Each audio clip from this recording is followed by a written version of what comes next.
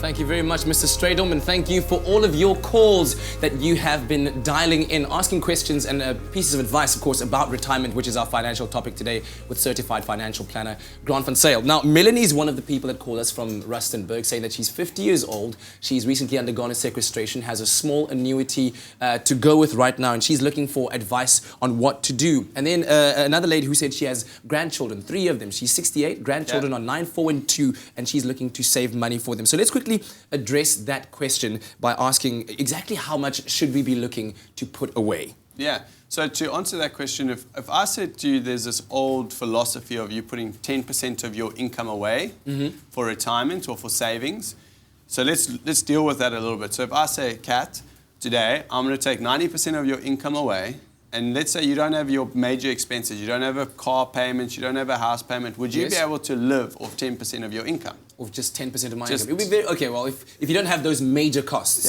then I guess it's possible to cut your way around by looking at your budget. Okay, so you got a very simple lifestyle then. I try to maintain 99% of people won't be able to sustain themselves on 10%. So this gets me to my point.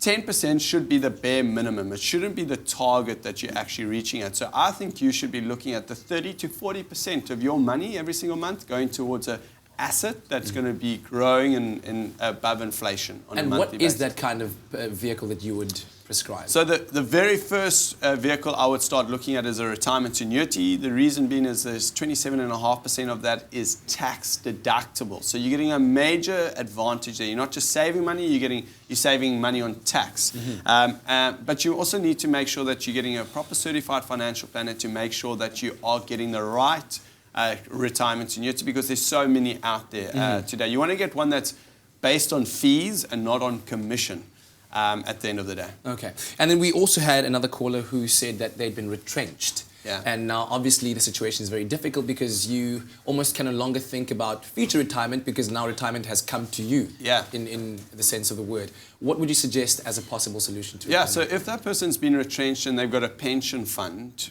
basically what will happen is they'll have to get a certified financial planner to sit down with them and help them move the pension fund to a pension preservation fund. So you're no longer contributing towards it, it's just parking it there, because what will happen is you will then, over time and up until retirement, you can then access the money. But if you access that money before retirement, there's quite a bit of tax that you'll be paying on it. So that's the best situation to do with a pension fund if you've been retrenched. Yeah. What do you do if that fund that you have is not a company pension fund? It's your own RA that you've been managing. How do you work around that? So you can't pay it anymore. Yeah, so there's 2 kinds of RAs. There's RAs that are commission-based. If you stop that, it becomes paid up. So you can't recontribute towards that anymore. And the RAs that have got fees linked to it, and with the bigger asset managers, you can then stop and start those RAs as you like without any penalties or anything like that. So that's why I said in the previous question is you want to make sure you're getting the right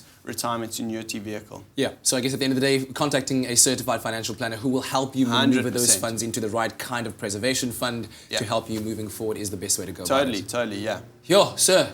Yeah. We did touch on the topic, and I hope that it certainly helped a little bit at home. And thank you so much for all of those calls and the questions and the comments that you gave to us this morning regarding retirement. Okay, so there's lots still coming up on your Feel Good Breakfast show this morning. In fact, Zoe is going to be sharing some yellow love.